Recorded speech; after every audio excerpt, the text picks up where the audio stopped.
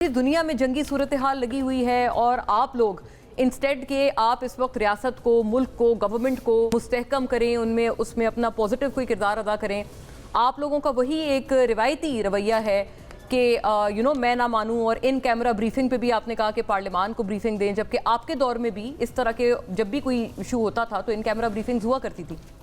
بسم اللہ الرحمن الرحیم. ایاک نعبد و ایاک نستعین. آپ کو پتہ ہے یہ گورنمنٹ ہمیں ٹیررسٹ سمجھتی ہے.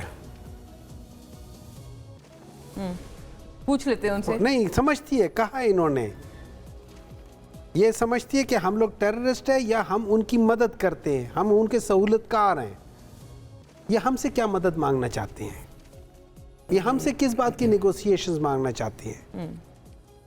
دیکھیں آپ لوگوں نے، آپ پاکستان تحریک انصاف کی بات کرتے ہیں، ہم تو حالت جنگ میں، ہم تو جیلوں میں ہیں فار نتھنگ.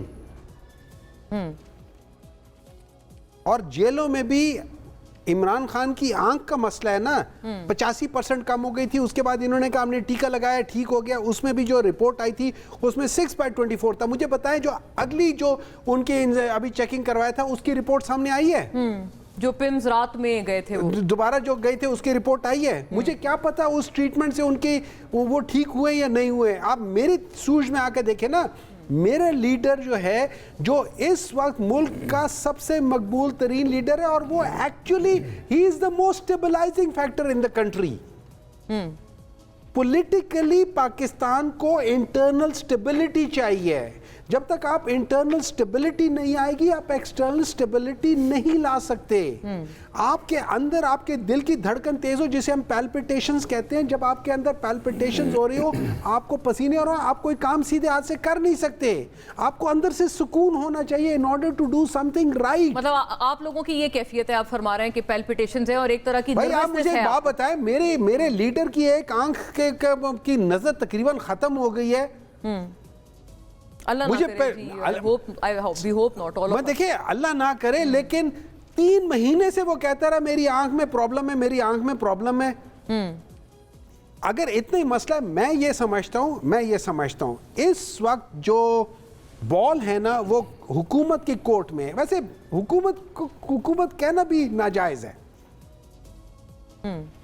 ایلچیوں کے کورٹ میں، کہ یہ جا کے بتائیں کہ بھائی دیکھو یہ چیز ہونی چاہیے. میں ابھی مثال دیتا ہوں. ریسنٹلی میں یہ کہتا ہوں میری طرف سے آپ نے اس ملک کا حل ٹھیک کرنا ہے، ساری چیزیں ٹھیک کرنی ہے. شاہ محمود قریشی کی طرف سے جو کوٹ لکھپت کے اسیران ہیں، انہوں نے ایک خط لکھا ہے کہ شاہ محمود قریشی صاحب کو عمران خان سے ملنے کی اجازت دی جائے. جی بالکل لکھا ہے. اس کے بعد اچکزئی صاحب ایک پولیٹیکل مائنڈ سیٹ کے انسان ہیں اور وہ ڈائلاگ پہ بلیو کرتے ہیں ایز اپوز ٹو پرابلی می. اس کے علاوہ علامہ ناصر صاحب نے فلور آف دا ہاؤس میں کہا ہے کہ ہم آپ کی اس ناجائز حکومت کو بھی پروٹیکٹ کر لیں گے. لیکن آپ لوگوں کو اجازت یا آپ لوگوں کو یہ سٹیج بنانا پڑے گا جہاں عمران خان کو کرے. اور نمبر 2 آپ لوگوں کو اچھا زئی صاحب نے کہا تھا کہ یہ جو دونوں ہاؤس ہے ان میں بریفنگ دے دینا. 25 بندوں کو بلا کے الگ سے بریفنگ دینے کا کیا تو. اور ابھی لندن کو بھی تو جب ہوا تھا تو آپ لوگوں نے بھی تو ان کیمرہ بریفنگ دی تھی نا ان لوگوں کو. دیکھیں ابھی London was the end of the fight. وہ فائٹ کے ختم ہونے کے بعد تھی. یہ جو ٹائم ہے نا، یہ وہ ٹائم ہے، یہ ٹائم وہ ہے جب ڈیسیژن میکنگ 2001 میں ہو رہی تھی، جس وقت ہمیں کہا جا رہا تھا either you are with us or against us. اور جہاں پہ ہمارے اس وقت کے جو لیڈران تھے PMLQ والے، وہ ہمیں یہ کہہ رہے تھے، اور ہمارا جو پرویز مشرف تھا وہ یہ کہہ رہا تھا کہ آپ سے توڑا بوڑا بنا دیا جائے گا. اس وقت کے ڈیسیژنز جو تھے آج کتنے غلط ہیں؟ آپ میں سے کوئی کہہ سکتے وہ ڈیسیژن صحیح تھے؟ 80,000 لوگوں کو ہم نے ان کی قربانیاں دی، جن میں یہ ان کی فیملی کے ڈائریکٹ لوگ ہیں، ان سے ڈائریکٹ ریلیٹڈ لوگ بھی ہیں. اور $200 بلین کا ہم لوگوں نے لاس کیا ہے just because haste and fair. آپ نے صحیح بڑے جذباتی انداز میں بات کی، لیکن ڈاکٹر صاحب صرف ایک جملے پہ ایک اور جملہ فرما دیں کہ اچکزئی صاحب کے آپ نے بالکل وہ بڑے ایک دانست رکھنے والے اور ایک بہت دانا سیاستدان ہیں. ایک بیان انہوں نے بھی دیا تھا کہ خان صاحب کی طبیعت اتنی خراب نہیں ہے اور 8 فروری کو ہمیں ڈسٹریکٹ کرنے کی کوششیں ہیں.